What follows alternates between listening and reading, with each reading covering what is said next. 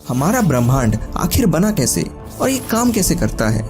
काफी समय तक हमें लगता था कि एटम ही दुनिया की सबसे छोटी चीज है, लेकिन जब हमने दो एटम को एक दूसरे से कोलाइड करवाया तब हमें पता चला कि एटम से भी छोटे पार्टिकल्स एग्जिस्ट करते हैं, जो कि है एलिमेंट्री पार्टिकल्स।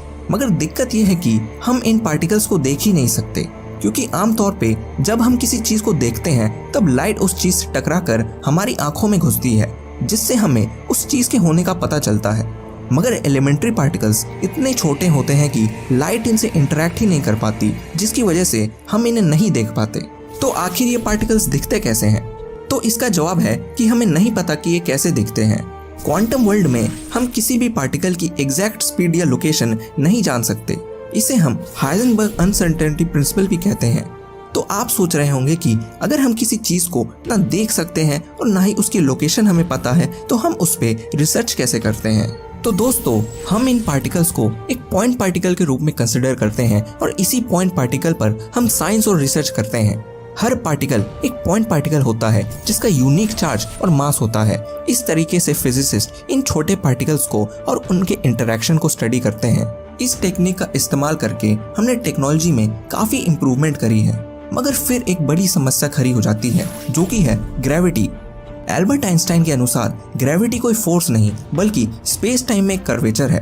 ग्रेविटी और कुछ नहीं बल्कि पूरे स्पेस की 3D ज्योमेट्री है, जिसमें हम दो ऑब्जेक्ट की दूरी एक्यूरेटली मेजर कर सकते हैं। मगर क्वांटम वर्ल्ड में हम किसी भी पार्टिकल का एग्जैक्ट लोकेशन नहीं जानते, जिससे theory of gravity quantum world में काम ही नहीं करती। और जब फिजिसिस्ट ग्रेविटी को किसी तरह क्वांटम वर्ल्ड में मिलाने की कोशिश करते हैं, तब मैथ्स के इक्वेशन काम ही नहीं करते, जो कि आज के साइंटिफिक कम्युनिटी में एक बड़ी चुनौती या प्रॉब्लम है। अगर हम किसी तरह ग्रेविटी को क्वांटम वर्ल्ड में ऐड कर सकें, तो हम सर एल्बर्ट आइंस्टाइन के सपने को पूरा करने में कामयाब हो जाएंगे, थ्योरी ऑफ एवरीथिंग को इन्वेंट करके। लेकिन फिलहाल तो हम ऐसा करने में असफल रहे हैं। मगर कुछ साइंटिस्ट एक नया प्रपोजल लेके आए थ्योरी ऑफ एवरीथिंग के लिए, जो कि है मशहूर स्ट्रिंग थ्योरी। तो आखिर ये स्ट्रिंग थ्योरी है क्या? स्ट्रिंग थ्योरी कहती है कि यूनिवर्स की सबसे छोटे पार्टिकल, जिसे हम एलिमेंट्री पार्टिकल कहते हैं, वो कोई पार्टिकल नहीं बल्कि एक स्ट्रिंग है, और जितने भी पार्टिकल यूनिवर्स में मौजूद है वो इन स्ट्रिंग से ही बने हैं। ग्रेविटॉन, जो कि एक क्वांटम मैकेनिकल पार्टिकल है जिसपे ग्रेविटेशनल फोर्स होती है, तो स्ट्रिंग थ्योरी के अनुसार ग्रेविटॉन भी स्ट्रिंग से बना है। ये स्ट्रिंग अलग अलग फ्रीक्वेंसी में वाइब्रेट करते हैं, जिससे अलग अलग पार्टिकल्स और उनके डिफरेंट प्रॉपर्टीज का निर्माण होता है। एक स्ट्रिंग का साइज 10⁻³ सेंटीमीटर होता है। अगर आप पूरे ऑब्जर्वेबल यूनिवर्स को एटम मान लो, तो स्ट्रिंग एक पेड़ के साइज जितना होगा। इससे आप अंदाजा लगा ही सकते होंगे कि स्ट्रिंग्स कितने छोटे होते हैं। और स्ट्रिंग थ्योरी के अनुसार ये स्ट्रिंग दुनिया के सबसे छोटे पार्टिकल्स हैं। स्ट्रिंग थ्योरी उन सारे सवालों का जवाब देती है जिन्हें आज तक कोई नहीं बता पाया, जैसे बिग बैंग के पहले क्या था, जहाँ पे आइंस्टाइन के इक्वेशन काम करना बंद कर देते हैं। आइंस्टाइन के मॉडल के अनुसार हम एक बबल में फंसे हैं, जिसे हम यूनिवर्स कहते हैं, और इस बबल से हम कभी भी बाहर नहीं निकल सकते।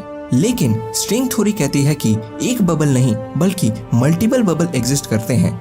जब दो बबल यूनिवर्स मिलते हैं तब एक नया यूनिवर्स क्रिएट होता है। जब एक बबल यूनिवर्स सेपरेट होता है तब दो नए बबल यूनिवर्स क्रिएट होते हैं, जिसे हम बिग बैंग कहते हैं। लेकिन स्ट्रिंग थ्योरी हमें ये नहीं बता पाती कि पहला बबल यूनिवर्स कहाँ से आया। स्ट्रिंग थ्योरी की सबसे बड़ी लिमिटेशन है कि ये 3 डिमेंशन ऑफ स्पेस और 1 डिमेंशन ऑफ टाइम में काम नहीं करती। इसे 10 स्पेस के डिमेंशन और 1 टाइम का डिमेंशन चाहिए होता है, और इसी को साइंटिस्ट प्रूव नहीं कर पाते, जिससे स्ट्रिंग थ्योरी को एक थ्योरी के रूप में ही देखा जाता है। अगर स्ट्रिंग थ्योरी प्रूव हो जाए तो हमें थ्योरी ऑफ एवरीथिंग मिल जाएगा और हमें उन सारे सवालों का जवाब मिल जाएगा जिसे हम सदियों से पूछते आ रहे हैं। तो दोस्तों, आपकी क्या राय है स्ट्रिंग थ्योरी के बारे में? हमें नीचे कमेंट सेक्शन में जरूर बताएं, और वीडियो अच्छी लगी हो तो लाइक जरूर कीजिएगा, अपने दोस्तों के साथ शेयर कीजिए, चैनल को सब्सक्राइब कर लीजिए और ऐसे इंटरेस्टिंग वीडियोस देखने के लिए।